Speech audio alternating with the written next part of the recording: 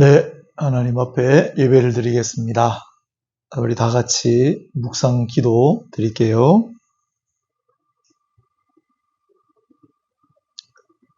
일의 결국을 다 들었으니 하나님을 경외하고 그의 명령들을 지킬지어다. 이것이 모든 사람의 본분이니라.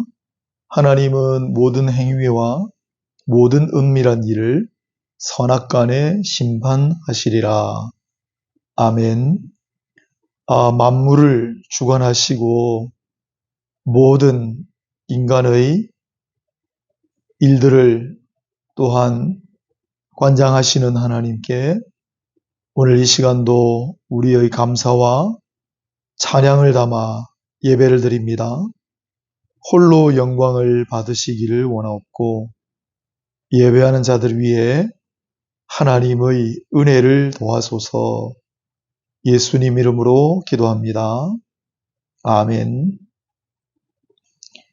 우리 다 함께 찬양 성령이 오셨네 함께 불러보면 좋겠습니다. 성령이 오셨네.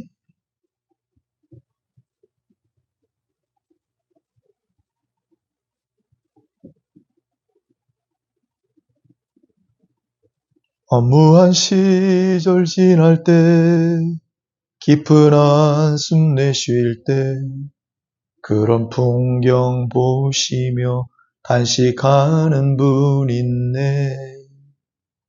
고와 같이 너희를 버려두지 않으리. 내가 너희와 영원히 함께하리라. 성령이 오셨네.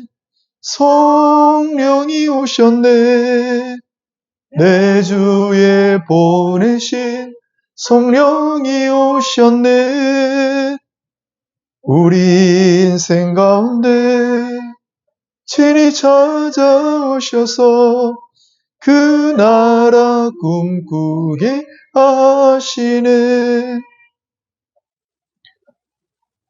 억눌린 자 갇힌 자 자유함이 없는 자 피난처가 되시는 성령님 계시네. 주의 영이 계신 곳에 잠자유가 있다네. 진리의 영이신 성령이 오셨네. 성령이 오셨네.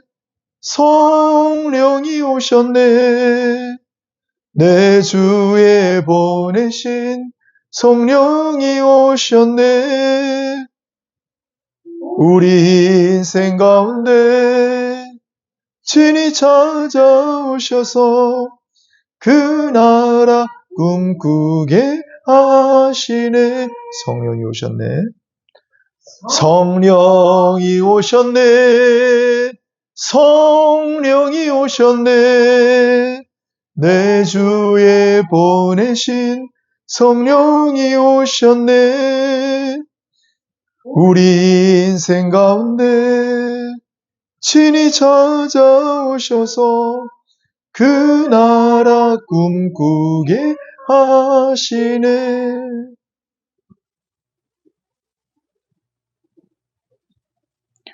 사도신경으로 신앙을 고백하겠습니다.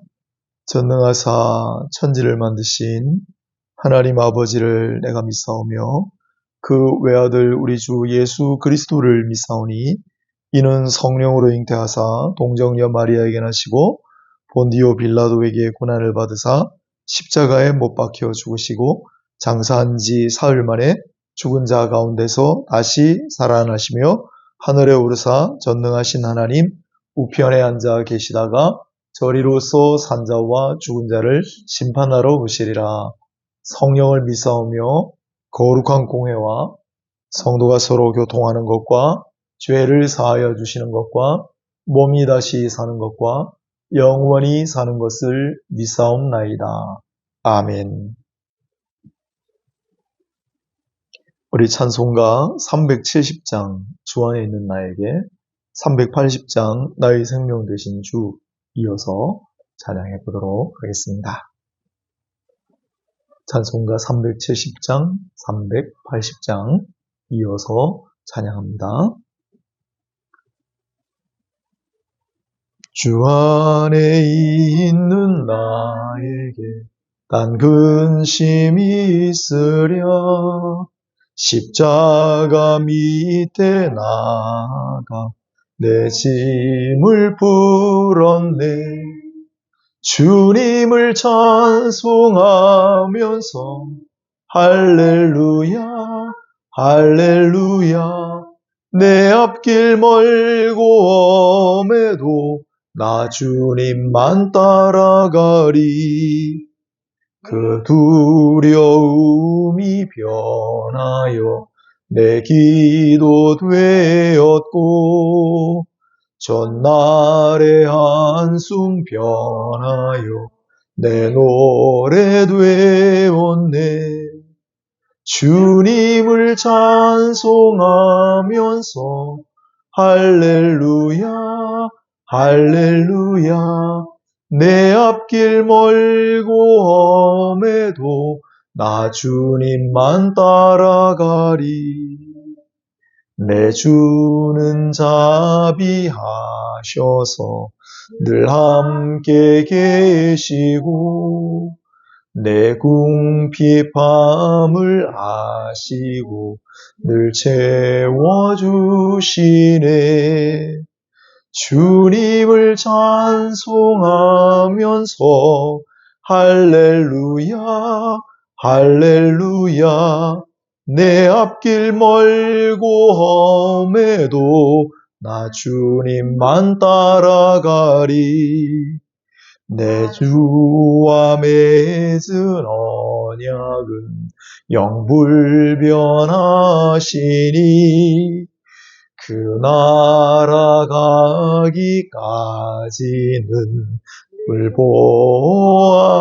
불보하시네.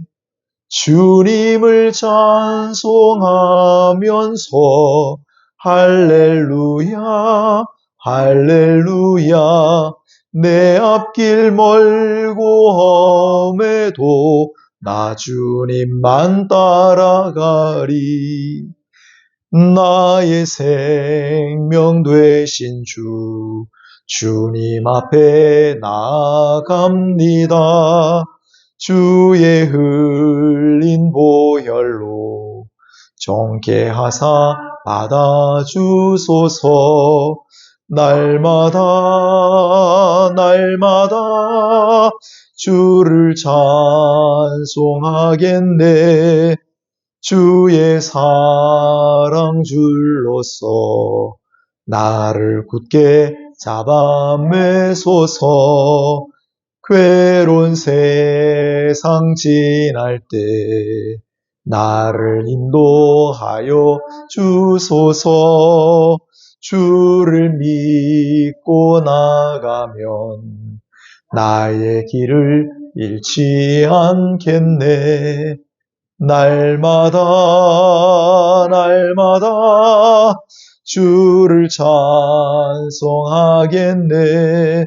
주의 사랑 줄로서 나를 굳게 잡아 매소서. 세상 살아갈 동안 주를 더욱 사랑합니다. 밝고 빛난 천국에 나의 영혼 들어가겠네. 날마다 날마다 주를 찬송하겠네. 주의 사랑 줄로서 나를 굳게 잡아 매. 날마다 날마다 날마다 날마다 주를 찬송하겠네. 주의 사랑 줄로서 나를 굳게 잡아 매소서. 아멘.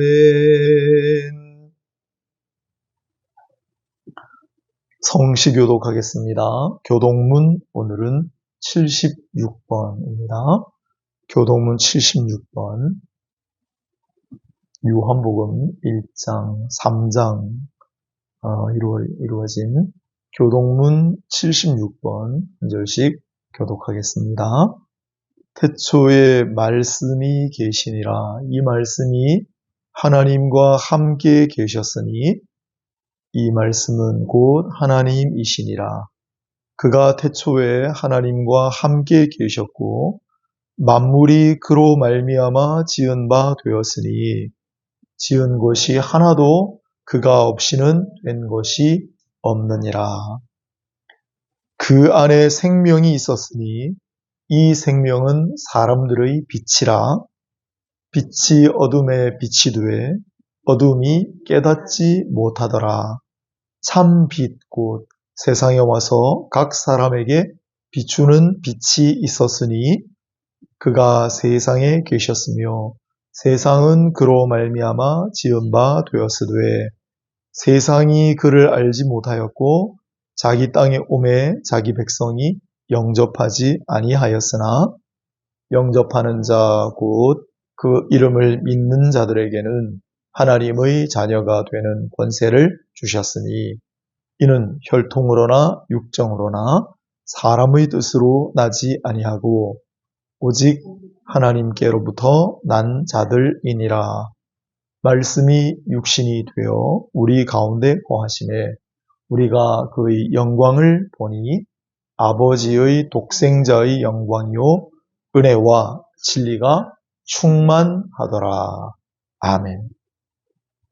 635장 찬송가 주기도문송 함께 부르면서 말씀의 은혜를 사모하는 기도를 드립시다. 우리의 간구하는 바를 들으소서. 예배를 위한 기도를 드립시다. 함께 찬송가 635장 기도하는 마음으로 찬양하겠습니다. 하늘에 계신 아버지 이름 거룩하사 주님 나라 임하시도 뜻이 이루어지이다.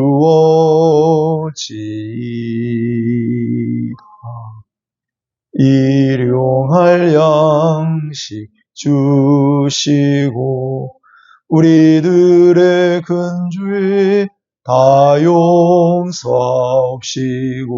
또 시험에 들게 마시고 악에서 구원하소서. 대개 주의 나라 주의 권세 주의 영광 영원히 아멘.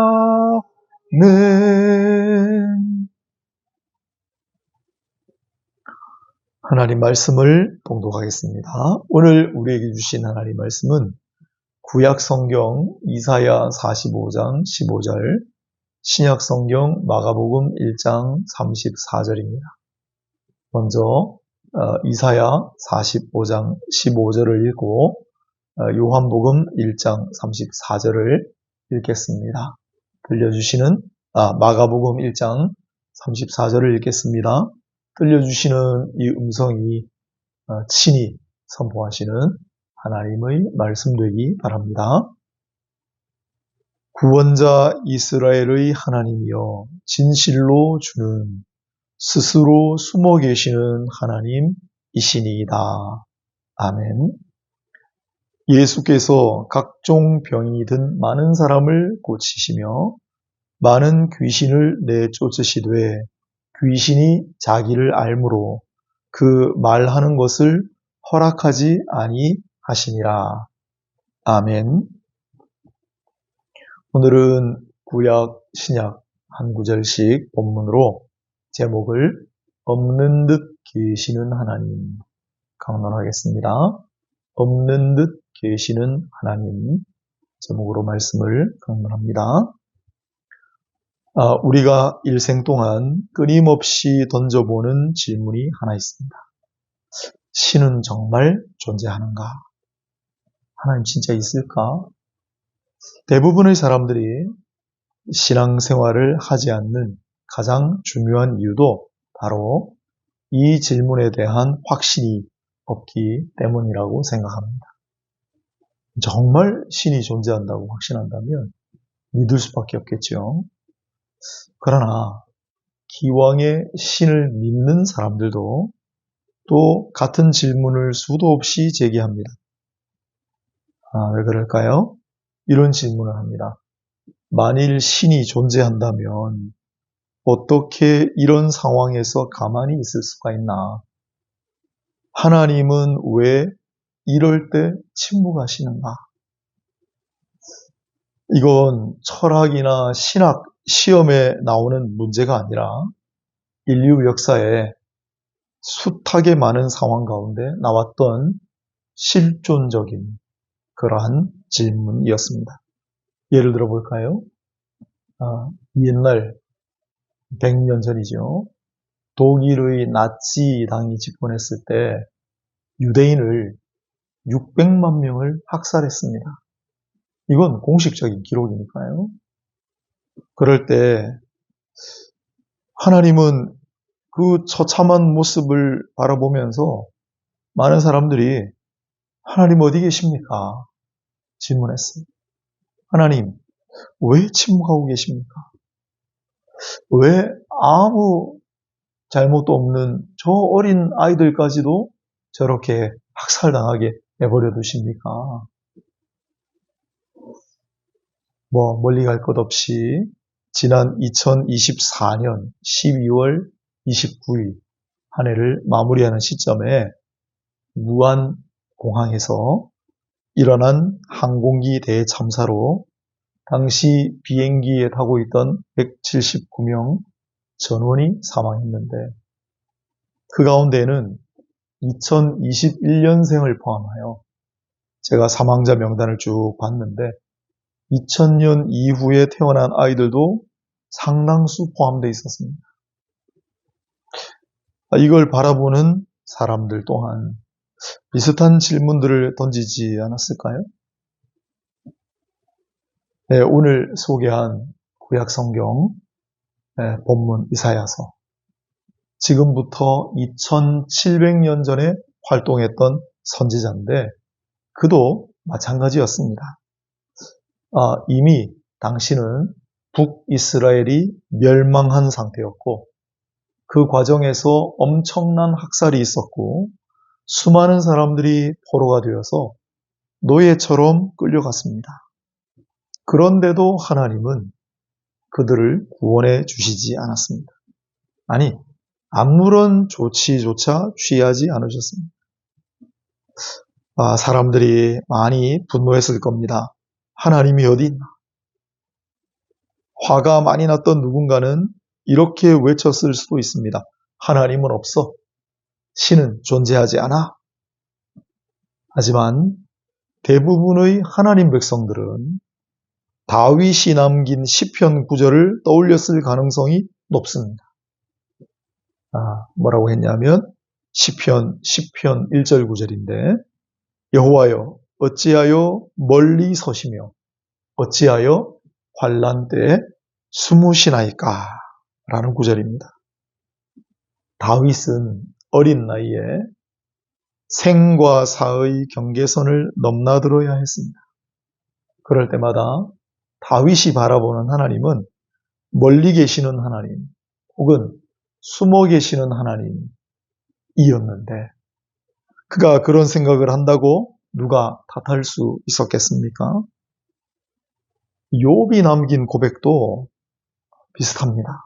그래서 이사야 당시 시대에 많은 사람들이 이 욥의 고백도 상당수가 떠올렸겠죠. 아시다시피 개인적으로 참 혹독한 시련을 겪어야 했던 욥은 이렇게 말했습니다.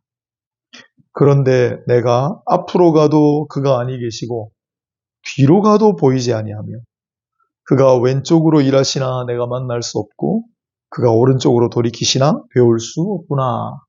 욥기서 23장 8절에서 9절까지 나오는 말씀입니다. 앞에도 안 계시고 뒤에도 안 계시고 왼쪽에도 안 계시고 오른쪽에도 볼 수가 없는 그런 하나님이시라는 거예요. 자, 그렇다면 이 비슷한 상황에서 선지자 이사야는 무슨 계시를 받았을까요? 바로 이사야 45장 15절에 있는 말씀이에요. 구원자 이스라엘의 하나님이여 진실로 주는 스스로 숨어 계시는 하나님이시니이다. 아멘. 아무리 뛰어난 선지자인들 이사야도 한 점 의혹을 품지 않았다고 말할 수 있겠습니까? 하나님 어디 계세요? 하나님 왜 침묵하십니까?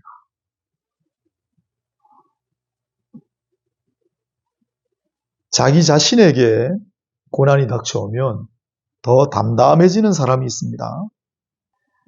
하지만 그런 사람도 막상 아무 잘못 없는 인생들이 학살을 당하고 선한 이웃이 아무런 잘못 없이 참사를 겪으면 분노하는 경우가 있습니다. 이사야가 바로 그런 부류의 인물이었습니다. 하지만 주님께서는 그런 이사야를 설득시키셨습니다. 그리고 마침내 이렇게 고백하게 하신 것입니다. 주는 스스로 숨어 계시는 하나님이십니다. 아멘. 신은 없다라는 뜻이 아닙니다. 하나님 계신다라는 긍정의 대답입니다. 그러면 우리 눈에 좀 보이게 계시면 안 될까요? 그러면 아무도 의심하지 않을 텐데 말입니다. 그럴 때도 있습니다. 모세 같은 이들에게는 하나님께서 존재를 드러내시지 않았습니까? 하지만 대부분의 경우에는 하나님은 얼굴을 가리시고 숨기신다라고 했습니다. 신명기 31장 34장에 그런 구절이 있어요. 그게 바로 본문에서 스스로 숨어 계시다라는 말을 쓴 이유입니다. 종교개혁자 마르틴 루터는 그래서 하나님은 두 개념이 있다. 하나는 드러내시는 또는 계시하시는 하나님의 하나님이시고 또 하나는 숨어 계시는 하나님이시다 라고 그랬습니다. 그렇다면 여러분께 질문을 드려보겠습니다. 여러분은 어떤 하나님이 더 익숙하십니까?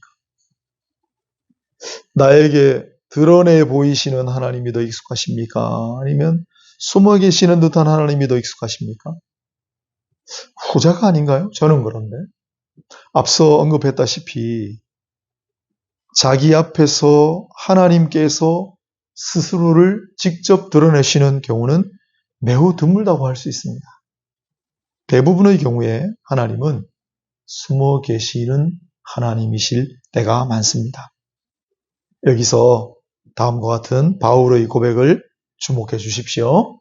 디모데전서 6장 16절 바울이 거의 사역의 막바지에 기록한 내용입니다. 오직 그에게만 죽지 아니함이 있고 가까이 가지 못할 빛에 거하시고 어떤 사람도 보지 못하였고 또 볼 수 없는 이시니 그에게 존귀와 영원한 권능을 돌릴지어다. 아멘. 바울은 길을 가다가 눈부신 빛 가운데 직접 자신에게 나타나신 부활하신 예수님을 목격했던 사람입니다. 하지만 그럼에도 불구하고 여전히 하나님은 보지 못하고 볼 수 없는 분이시라고 선포하고 있잖아요. 그럼에도 불구하고 아마 바울이 직접 부활하신 예수님을 스스로를 나타내신 예수님을 볼 수 있었던 것은 몇 번 안 될 거예요. 대부분은 마치 숨어 계시는 듯한 하나님이셨을 거예요. 그럼에도 불구하고 나는 모든 감사와 찬양과 존귀와 권능을 드립니다. 라고 고백하는 거죠. 그렇다면 평범하기 짝이 없는 우리야 말할 필요조차 없지 않겠습니까? 하나님이 보이지 않고 심지어 누군가를 통해서 말씀하시지도 않는 그런 시대를 살았던 사람들이 있습니다. 바로 에스더가 활동했던 시대가 그러합니다. 총 10장에 걸친 에스더서에는 하나님이라고 하는 단어조차 단 한 번도 나오지 않습니다. 말씀도 없고 권능이란 단어도 없고 영광이란 단어도 나타나지 않습니다. 그렇다고 해서 하나님의 권능과 하나님의 영광이 없다고 말하지 못합니다. 그러면 에스더서가 성경이 됐겠습니까? 하나님의 주권과 하나님의 섭리가 없다고 말할 수 없습니다. 에스더서의 내용은 하만이라고 하는 페르시아의 고위공직자가 흉계를 꾸며서 유대인들을 몰살시키려고 했지만 마침 유대 여인 에스더가 황후가 되어서 그를 통해 페르시아 황제를 움직여 마침내 유대민족을 위기 가운데서 구원하고 거꾸로 하만 일당을 멸망하게 만들었던 극적인 반전의 스토리가 담긴 책이 바로 에스더서잖아요. 그런데 이게 그저 우연히 일어날 수 있는 그런 일이었을까요? 이게 바로 하나님의 주권적인 역사를 다루는 내용이 아니겠습니까? 따라서 에스더의 이야기 자체가 스스로 드러내시는 하나님이 아니라 스스로 숨어 계시는 하나님을 극적으로 보여주는 한편의 드라마라고 할 수 있습니다. 그러다 보니까 에스더라고 하는 이름 자체가 그 뒤에 스더라는 말이 숨기다라는 동사에서 파생되었다는 사실을 덤으로 알게 되었습니다. 할렐루야. 신기하지 않습니까? 에스더서는 숨기시다. 하나님께서 마치 자신을 숨기시는 그러한 이야기다. 라고 하는 이름이라는 겁니다. 자, 그러던 어느 날 예수님께서 이 세상에 오셨습니다. 숨어 계시는 하나님에서 드러내시는 하나님으로 오신 거죠. 그 전까지는 마냥 숨어 계시는 듯한 하나님이셨는데 이제 스스로 드러내셨잖아요. 그러므로 예수를 아는 이들은 더 이상 하나님이 계신가? 정말 계신가? 라는 질문을 하지 못합니다. 하지만 예수님은 세상에 잠시 머무르셨다가 다시 하늘로 올라가셨습니다. 그리고 그 이후에 지금도 대다수의 사람들 눈에는 여전히 보이지 않으십니다. 다시 스스로 숨어 계시는 하나님으로 돌아간 듯한 느낌이 드는 것이 사실입니다. 그래서 여전히 사람들은 몹쓸 일이 터질 때마다 묻습니다. 주님은 왜 침묵하시는가?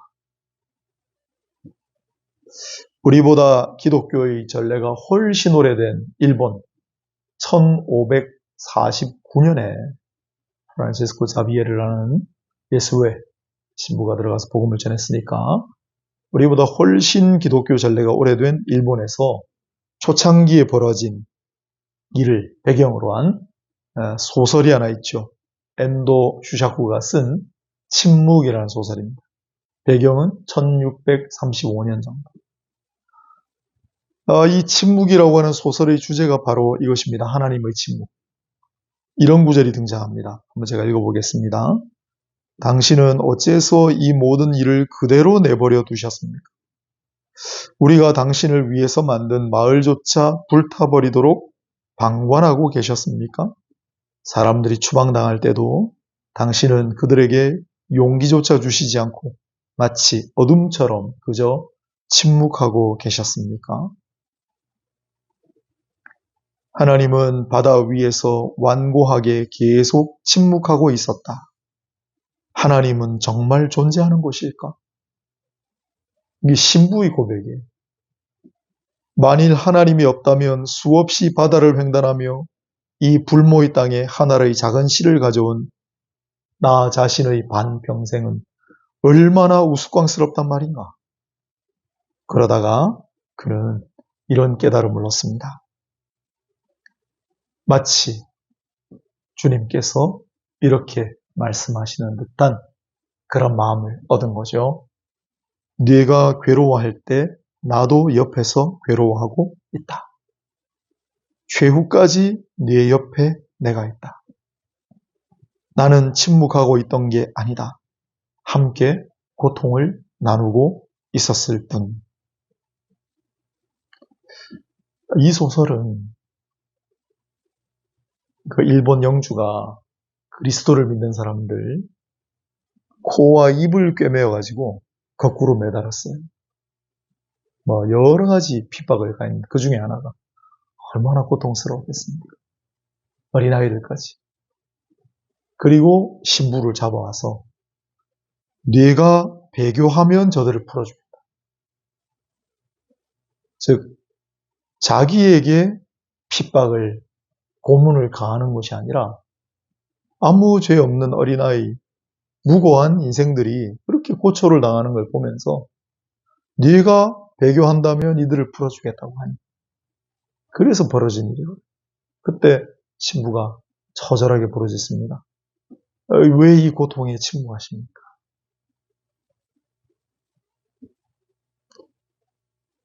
예수님께서 이 세상에 계실 동안에 자꾸만 하셨던 의외의 말씀들이 있습니다.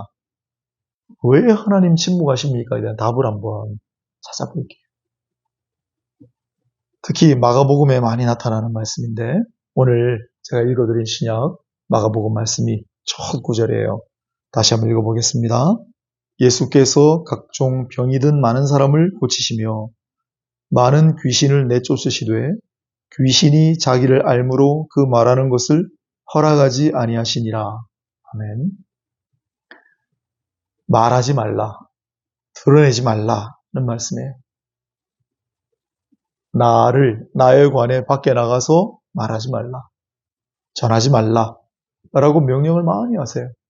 귀신을 쫓아내셨을 때, 환자를 고치셨을 때, 기적을 행하셨을 때, 그럴 때마다 나가서 전하거나 더들어대지 말라고 하셨습니다.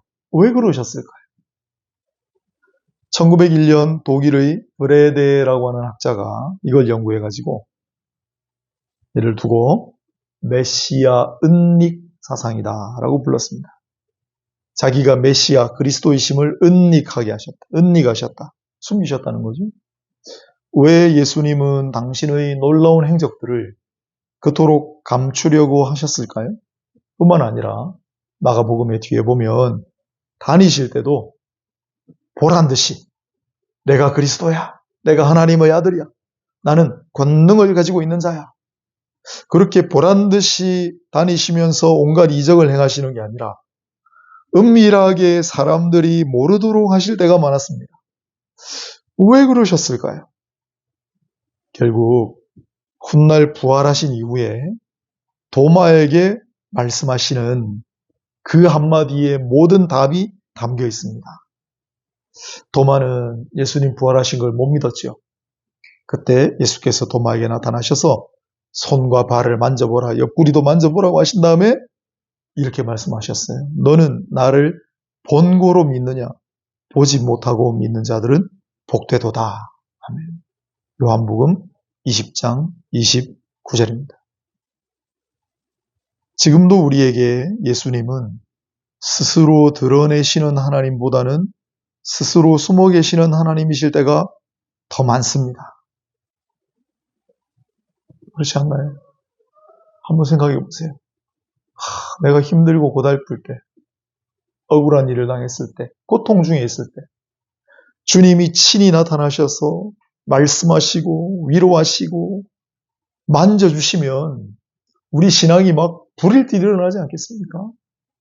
그럴 때가 많이 있던가요? 아무 말씀이 없으시죠. 가만히 나를 그냥 버려두고 계시는 때가 더 많지 않습니까? 하나님 계시긴 한가요? 다윗의 고백이 저절로 터져나오지 않던가요? 멀리 계시는 하나님, 숨어 계시는 하나님이시여. 그래서 예수님께서 이 세상에 계시는 동안에도 그토록 메시아임을 감추시고 숨기셔서 숨어 계시는 하나님으로 익숙하도록 하셨다라고 생각합니다. 살다 보면 우리는 신앙생활 하면서도 얼마나 많이 오해하고 분노하고 의심하고 그럽니까? 내 개인적인 일뿐만 아니라 선한 내 이웃, 내 가족에게 일어난 일, 우리 민족에 일어난 일, 하나님 왜 가만히 계십니까? 왜 나를 이대로 버려두십니까? 하나님 우리를 왜 방관하십니까? 이럴 때가 얼마나 많습니까? 하지만 그럼에도 불구하고 하나님이 계시다는 사실을 부정할 수는 없습니다. 더군다나 우리의 아픔과 사정까지도 통달하신 하나님의 아들 그리스도께서 계시다는 사실을 부인하기가 어렵습니다. 때로는 우리 신음소리를 들으시고 친히 말씀하시고 위로하시고 치료하시고 나타나시는 은혜를 주실 때도 있습니다. 할렐루야. 하지만 그렇지 않을 때가 훨씬 더 많다는 사실을 받아들여야 합니다. 다시 한번 말씀드립니다. 우리에게 스스로 드러내시는 하나님의 경우보다 우리에게 스스로 숨어 계시는 하나님이신 듯 느껴질 때가 훨씬 더 많습니다. 그러면 그 대부분의 경우에 하나님 계시지 않아. 하나님은 그저 침묵하고 계셔. 라고 말씀하실 겁니까? 그렇게 판단해야 할까요? 명심하십시오. 대부분 주님은 제 표현입니다. 숨어 계시는 하나님보다는 이렇게 제안하고 싶습니다. 없는 듯 계시는 하나님이십니다. 없는 듯 계시는 하나님이십니다. 사람들 모일 때도 그렇지 않습니까? 이 사람 있는 듯 없는 듯 하는데 존재감이 굉장히 있는 그러한 유형이 있잖아요. 그죠? 하물며 우리 주님은 어떠시겠어요? 없는 듯 계시는 하나님이 바로 우리 주님이십니다. 없는 듯 하지만 반드시 계시는 하나님이십니다. 침묵하시는 듯 하지만 끊임없이 당신의 방식으로 말씀하고 계시는 하나님이십니다. 특히 나의 이 고통과 아픔, 나의 고독을 그저 방관하시는 듯 하지만 적어도 지금 내 곁에서 그 고통을 함께 겪고 계시는 하나님이시라는 사실을 잊지 마시길 바랍니다. 의심과 불안의 시대를 우리는 살아가고 있습니다. 그러나 이러한 깨달음을 가지고 흔들리지 않는 믿음의 확신 가운데 살아가시기를 바랍니다. 말씀을 정리하도록 하겠습니다. 이사야 선지자는 정말 아픔의 시대에 모든 사람들이 하나님 어디 계십니까? 하나님 계시긴 합니까? 하나님 왜 침묵하고 계십니까? 우리를 버리십니까? 라고 하던 시절 하나님의 말씀을 받아서 우리 하나님은 스스로 숨어 계시는 하나님이시다 라고 선포하였습니다. 스스로 숨어 계시는 하나님이시다. 무슨 뜻이라고 했지요? 없는 듯 계시는 하나님이시다. 없지 않으십니다. 반드시 계십니다. 침묵하지 않으십니다. 어떤 식으로든 말씀하고 계십니다. 주무시고 있지 않습니다. 당신의 방식으로 지금도 일하고 계십니다. 없는 듯 계시는 하나님이십니다. 이걸 예수께서 이 세상에 오셨을 때 보여주셨어요. 놀라운 일들을 행하시고 말하지 말라고 하셨습니다. 또한 다니실 때도 은밀하게 다니셨습니다. 그리고 마지막 도마에게 너는 꼭 보아야 믿느냐? 보지 못하고 믿는 자가 복되다 라고 말씀하셨습니다. 우리의 살아가는 동안에 우리의 주님은 스스로 나에게 드러내시는 나타내 주시는 주님이실 경우보다는 마치 스스로 숨어 계시는 듯한 주님이실 경우가 더 많다고 생각합니다. 그러나 그 모든 순간에도 낙담하지 마시고 믿음을 흔들리지 마시고 없는 듯 계시는 하나님, 그분을 바라보고 신뢰하며 살아가시기를 주님의 이름으로 축원합니다. 기도하겠습니다. 하나님, 오늘 이 말씀 가운데 우리와 함께하여 주옵소서. 이 말씀이 우리의 믿음을 고양시키고 이 헛헛한 우리의 인생 가운데 흔들림 없는 믿음을 붙들고 나아갈 수 있는 그런 귀한 말씀이 되게 하여 주옵소서. 예수님의 이름으로 기도합니다. 아멘. 우리 다 같이 찬송가 85장 함께 부르도록 하겠습니다. 찬송가 85장입니다.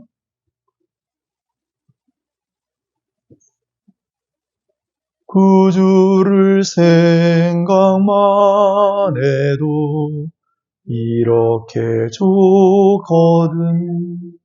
주 얼굴 배울 때야 얼마나 좋으랴.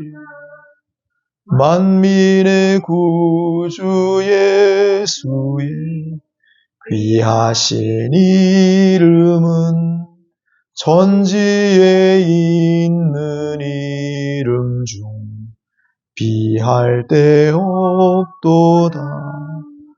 참 회개하는 자에게 소망이 되시고 구하고 찾는 자에게 기쁨이 되신다. 예수의 넓은 사랑을 어찌 다 말하랴. 주 사랑 받은 사람만 그 사랑 알도다. 사랑의 구주 예수여 내 기쁨 되시고 이제로부터 영원히 영광이 되소서. 아멘.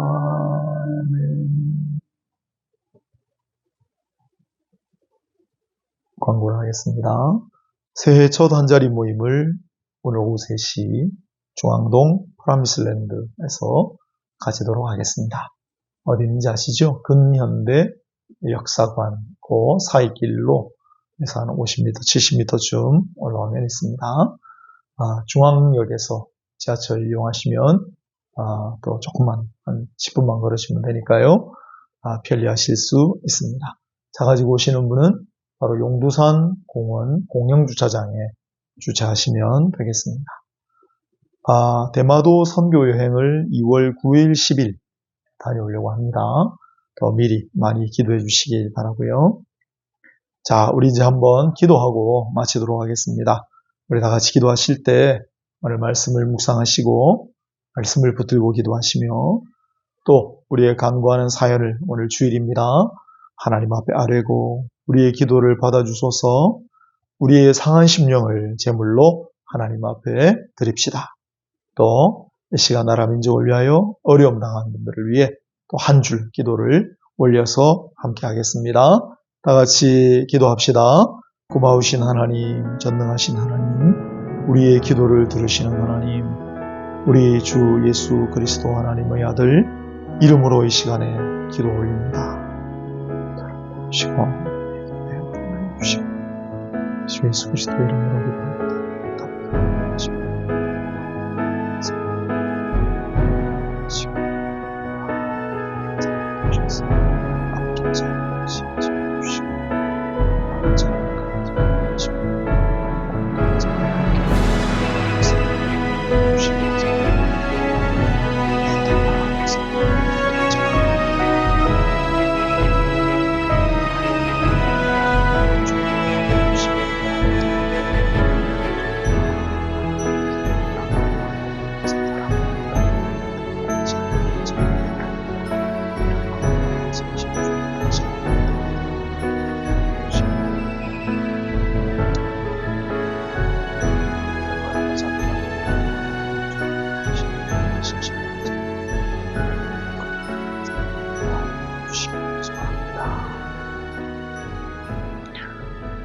기도하겠습니다. 하나님의 은혜가 필요한 자들을 기억하시고 우리는 무엇이 있어야 할지 모릅니다. 하나님께서 꼭 필요한 것, 그것이 위로이든 평화든 치유든 함께 하심이든 허락하여 주시옵소서. 하나님, 온 세상에 고통당하는 자들을 위해 기도합니다. 하나님, 그들을 특별히 기억하여 주소서. 믿음 가지고 있는 자들을 위해 기도합니다. 흔들리지 않고 하나님을 향한 믿음 가지고 살아갈 수 있도록 인도하여 주옵소서. 믿음 없는 자들을 위해 기도합니다. 하나님의 살아계심, 하나님의 존재하심을 어떤 경로로든 알게 하셔서 이 세상 혼란하고 불안한 시대를 살아가는 가운데 동행하시는 하나님의 은혜를 알게 하옵소서. 예수님의 이름으로 기도합니다. 축도함으로 예배를 마치겠습니다. 이제는 우리 주 예수 그리스도의 은혜와 하나님 아버지의 사랑과 보혜사 성령님의 위로 교통 감동 감화하심이 없는 듯 계시는 하나님 말씀을 받고 우리의 믿음으로 고백하고 그리하여 다시는 흔들리지 아니하리라. 굳센 믿음 가지고 나아가리라. 다짐하는 모든 이들의 머리 위에 지금부터 영원까지 항상 함께 있을지어다. 아멘.